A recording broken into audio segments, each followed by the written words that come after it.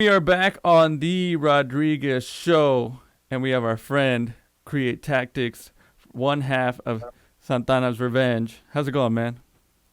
Pretty good, man. We're right here. We're lounging up in the stew, up in the Hey, lab. in the studio, you got a new track called "100 Rounds." That's the one that we were playing. We played on the show. We're gonna play after this as well. And you sent it to Mondo for the Mo Better Monday thing, man. And how did you find out about the show? Instagram. I've been following for a minute. Been seeing you guys, promoting and putting a lot of local artists out there. So once I saw that list of 20-minute mix of local artists, I jumped on it. Yeah.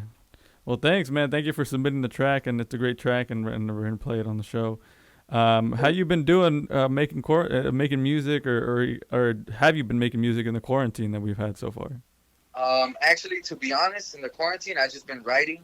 Yeah, That's been trying to keep it safe.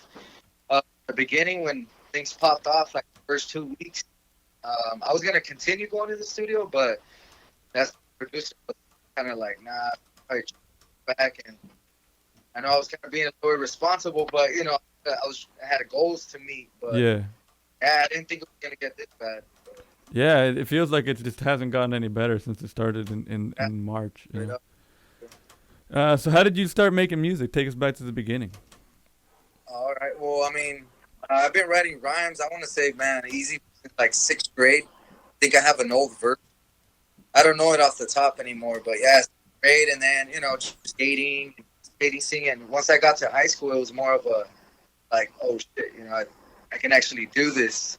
Yeah, And then I met the homie Vex in about senior year, and yeah, he would look at my rhymes, fit like whole page full of rhymes, and he told me like, hey, why don't you structure your verses? And he pretty much schooled me on how to write music yeah, the way. So I was like, oh shit. So it's when I started actually taking it serious to make songs and not just write a bunch of rhymes. yeah.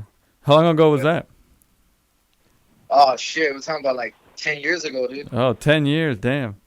Yeah, Uh, and you yeah. was it here in Orange County or where? Yeah, I went to Santana High School. Yeah, bro. But No, no, no. at the time he was saying Fullerton. But yeah, bro. I mean, so I started writing rhymes, and after that, it was just I was doing it in warehouse parties, and just trying to get around, and but never really took it to what it is now. You know what I mean? Yeah. Hmm. But even then, it was I wasn't confident spitting in front of people. Yeah. At parties, I would do it all the time because most of the time I was faded. But when it came to really like structuring my stuff, I had to build that confidence, and I don't know, I just never felt like it was good enough. So Yeah. I took a lot of time mastering my craft, and yeah, we're here now, dude. That's tight, man. So Yeah. what do you think of the music scene here in Orange County? You know what? It's dope, man. It's tight. There's like so much of it. Like it seems like every week I run into a new artist, and like, oh shit. And they got a following. They're putting in work, so that motivates you. You know what I mean? That Yeah. motivates you to step up your game. Yeah, I think I've seen you perform at the Cool Lab project, right? Yeah, actually, I was just talking about that. It was about a year ago where I'm like, shit, I want to go out there and see what's popping because we live around the corner, so it's kind of Yeah. like all these things are going on, and seems not right for you not to be a part of it. You know what I mean? Yeah. So we're out here, dude. That's tight, man. Was it hard to adapt to their style of like not cursing and stuff? Not what? You know how they have to do a clean, performances Oh there? no, honestly, dude. Since so I have an LP out, Mm. Santana's Revenge LP. We never cuss, dude. We came from like we do it all the time, but I mean, when it came to those songs, we didn't feel it was necessary. Yeah. It's just I don't know. You don't. To me, it's like if your shit's dope, you don't really gotta cuss. We talk all the time, but Yeah. when it comes to the music, it's just a certain sound that you're looking for that cussing doesn't really need to be a part of it. Yeah. That's true. I mean, yeah. I mean, I feel like it could be a crutch sometimes if you just keep leaning on cursing. Yeah, yeah, yeah, yeah. So when you write a track, where do you pull inspiration from? Is it just stuff that happens to you, or stories that happen to your friends? Oh, dude. Honestly, at this point in my life, dude, everywhere, bro. Like, Yeah. fucking in the studio. I hear a story, but a lot mainly, dude. I mean, in the beginning, it was you had the Nas's, Ghostface, Raekwon, Yeah. Quick. Those were my inspirations. But at this point, dude, I would say the city, dude. Just living, where I stay at. The history. I'm into history a lot now, so I read the history, and that's actually where the name Santana's Revenge came from. It was kind of like, you want to. We don't want to give ourselves a name that didn't really mean anything 10 years from now. Yeah. But I feel like Santana's Revenge, reading the history from it, we're like, shit, dude, what's the best revenge? It's success. So we're like, let's go with Santana's Revenge. Santana's Revenge. That's a cool name, man. And it was cool that you was able to get the handle and everything on Instagram. And that's where you, like we mentioned, you could follow him on Santana's Revenge on Instagram. We were actually going to go with Montezuma's Revenge, but we looked it up. We're like, oh, no. It's like a ride already. I had no idea, bro. I had no idea. Yeah. It's pretty local, too. Yeah, not very far. So now the position you're in right now, where do you want to take it from here? Do you want to be a touring musician, or do you want a stepping stone to something else? Actually, yeah, dude. I would love to tour, dude. Do some festivals but yeah, man. Honestly, I would love to travel, be out on the road. But for now, I think this year, to be realistic, I really, really want to have a presence in Southern California, or California, if I can say. Yeah. With the music I'm doing, and then just performing. As soon as shit gets going, if I can just perform. Yeah. And with Vex, of course. Yeah.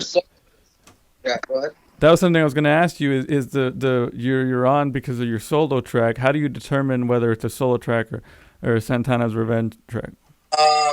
Well, to me, it's always Santana's Revenge comes first. But with all this going on, and lately, work and life and all that, I was getting in the studio on my. I mean, I was putting more time into it, so I was like, what songs start stacking up? So I'm like, I'm get it going.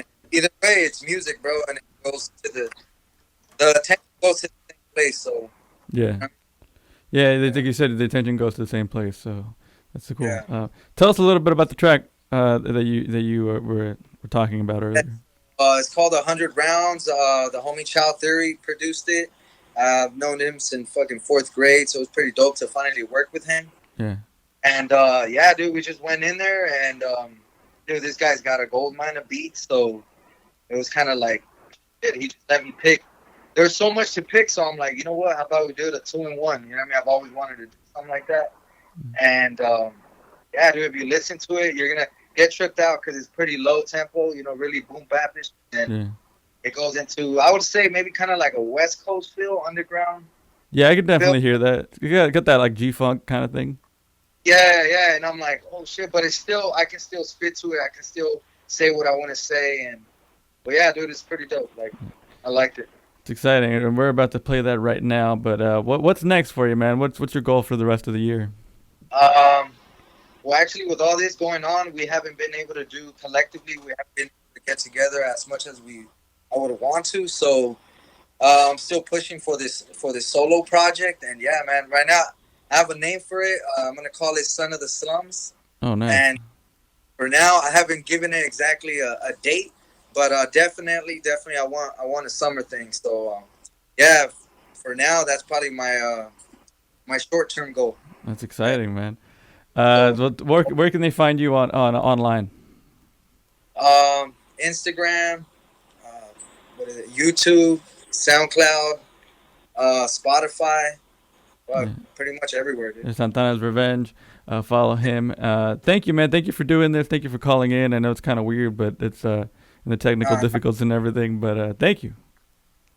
Thanks for having me, bro. Hopefully next time it's in better circumstances and we can all get together, spit some bars, you know what I mean, do the damn thing. Yeah, we'll get you in the studio. You could do a live performance next time and everything. Yeah, hell yeah. All right, man. Thank you. Yeah, for sure, man. Shout out to the In Your Mouth crew, dog. Hey, thanks, man. We're going to play the track right now. And thank you, man. And we'll be back on The Rodriguez Show.